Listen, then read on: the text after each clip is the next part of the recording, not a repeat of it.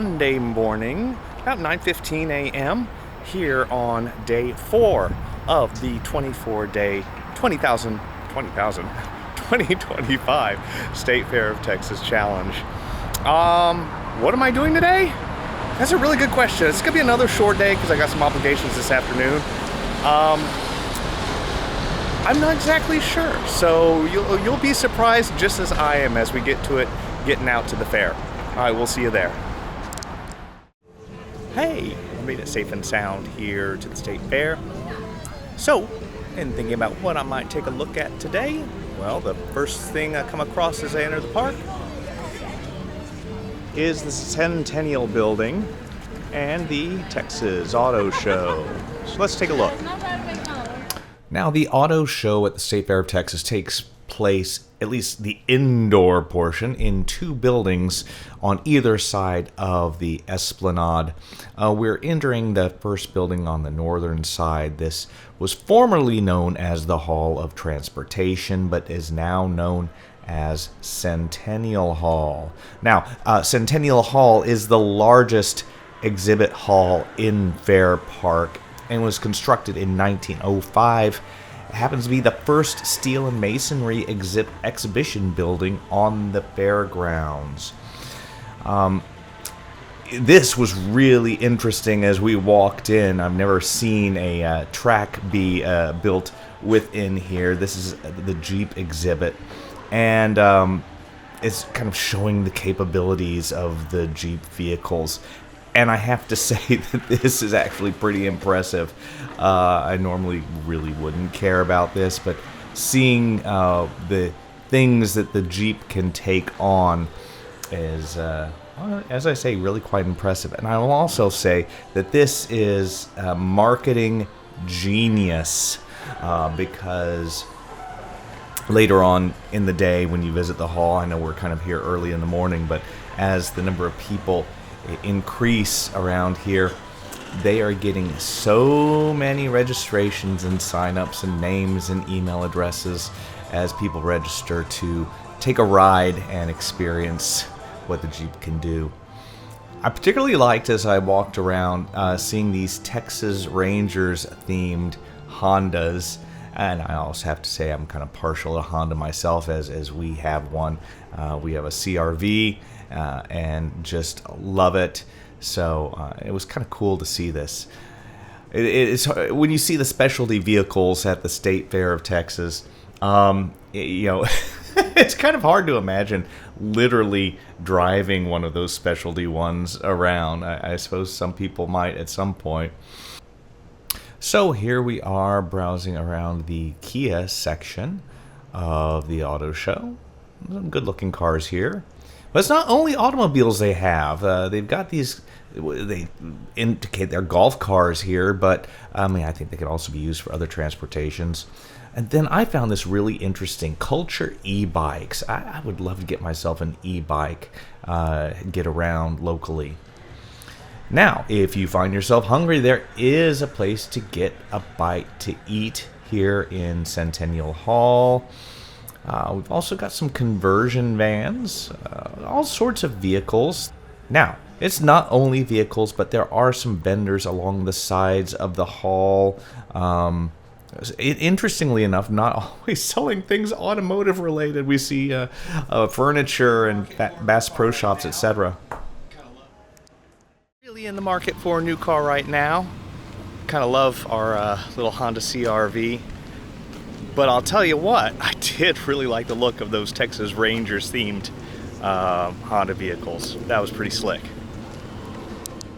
As we're circling around the Esplanade at the southeastern end, we see a monument here to the various committees for Fair Park and what's contributed to this lovely area we have for the State Fair.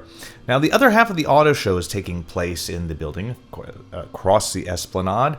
This used to be the Hall of Varied Industries. Now it's simply known as the Automotive Building. Now, the Automotive Building was constructed in 1936, but it was actually destroyed by a fire in 1942.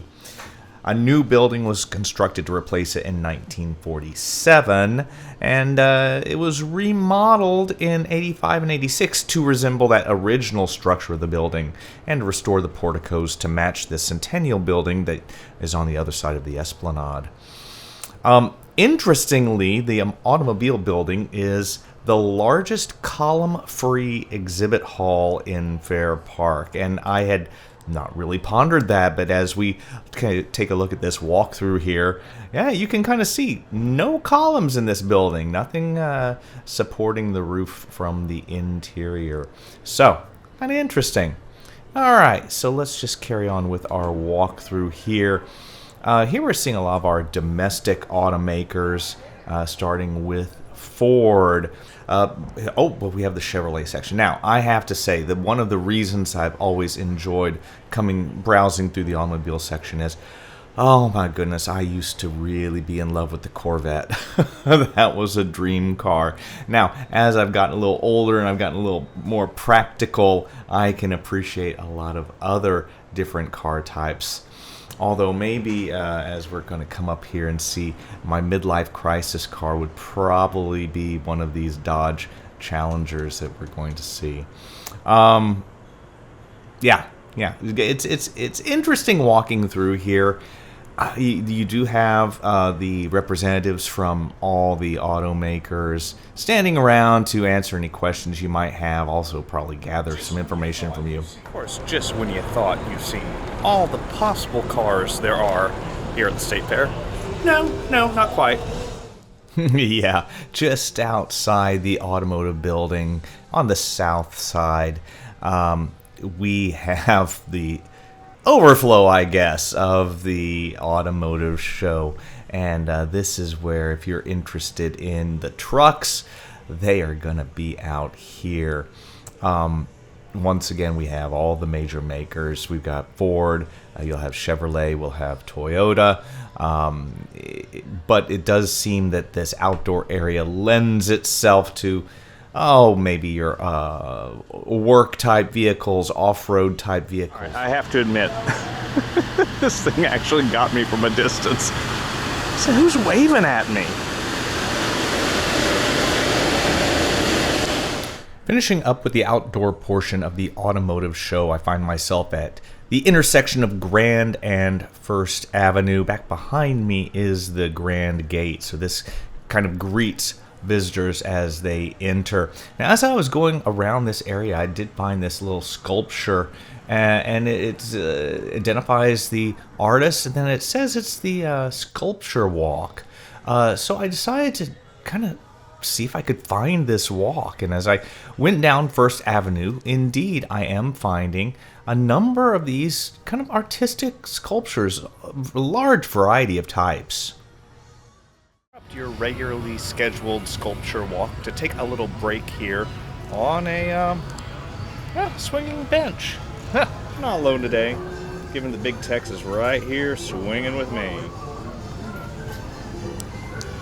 It's once again a beautiful day, and I just count myself incredibly lucky that I can just relax out here for a little bit, take it easy, and take in the sights. After a short rest on the bench, I got back to the sculpture walk, and it's really interesting seeing the different pieces they have here. Some are metalworks, some are stone or plaster. We see some others that are glass. So lots of different mediums that are being employed, lots of different styles too. I'm kind of curious how this was curated.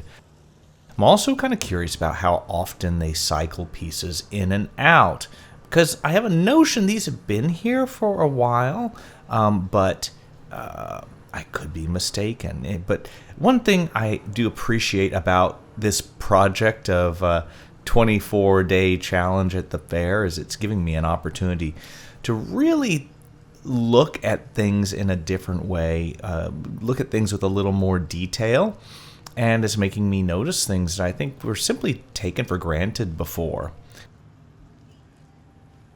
And this is quite possibly my favorite piece.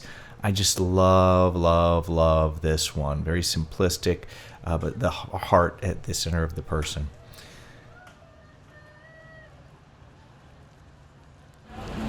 this makes me a little concerned that I'm missing some sculptures, because this is way off what I thought was the sculpture walk. And in truth, I'm not even sure exactly what the sculpture is. Maybe it's those pillars over there. Anyhow, I guess that means we're gonna have to keep our eye out for more sculpture walk items that may come in other days. Okay, what you are looking at is the Holy Biscuit. Ironically from Holy Biscuit, as far as the restaurant name goes. They have all sorts of biscuit sandwiches. Apparently this was a big Tex choice, maybe nominee or winner. I'll look it up a little bit later. In the past, so I thought I'd give it a try.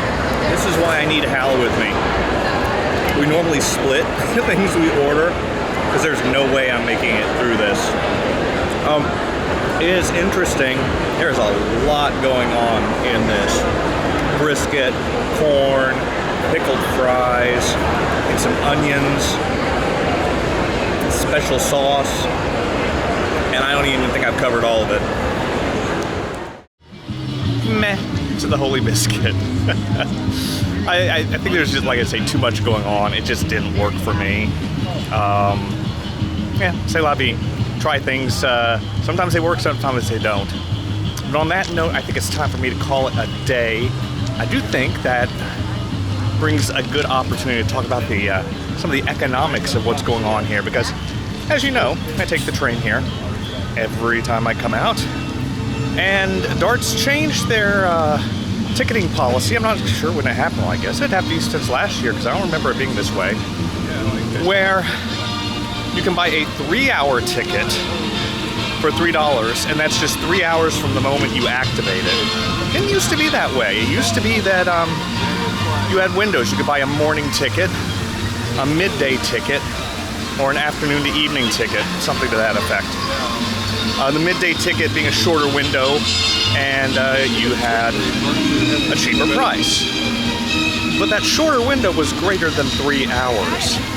And I think therein lies a little bit of the problem with the change. Now, to get here on an inexpensive ticket, you are absolutely limited to a 3-hour ride. And that's from the moment you get on the train to come here to the moment you get off the train back at home. So it makes for the trips here, if you choose to do that, pretty tight in their window. Which is why, for today's purposes, I'm going to go ahead and head on home. I'll be within that 3-hour window pretty comfortably. Now, the other thing with the train is, of course, timing it. Because leaving Fair Park, they run every 20 minutes. And it's kind of crummy when you just miss one and you have to stand there for another, 15 to 20 minutes for the next one to come along. But hey, that's small potatoes. It kind of comes with the territory with public transportation. I only bring it up because I think that's what's going to happen to me this time. I have a notion I'm just going to miss a train. It's all right. I'll just sit down, relax, and wait for the next one. Anyhow, that finishes it up for day 4 of our 2025 State Fair Challenge. We'll be out again tomorrow. See you then.